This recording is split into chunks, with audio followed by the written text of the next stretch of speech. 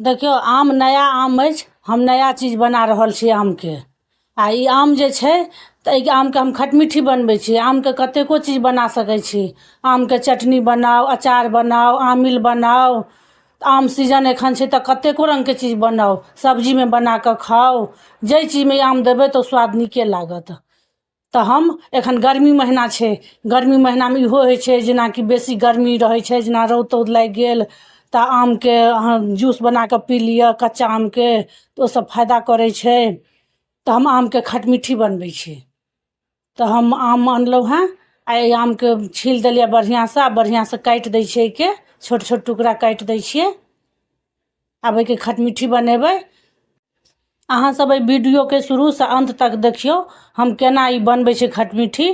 तऽ अहूँ सब अहिना बनाएब, अहिना बना के घर में खाएब, बहुत नीक लागत। ई सबटा आम के हम काटि दै छियै, छोट छोट टुकड़ा कऽ दै छियै।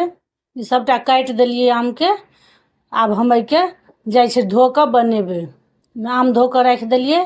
अब लोहिया में दै छियै तेल, पचफोरन, हींग, तेजपात, सूखा मिरचाई। ई सब देबै तऽ स्वाद बढ़िया हैत।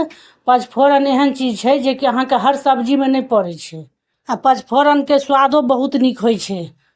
ओहि दुआरे कोनो कोनो एहन सब्जी छै तो ओहिमे पचफोरन देबै तो ओकर स्वाद बढ़िया बनै छै। आम के धो देलिए, थोड़े देर तक भूजा देबै आम के। आब ई आम एहिमे भुजा गेल।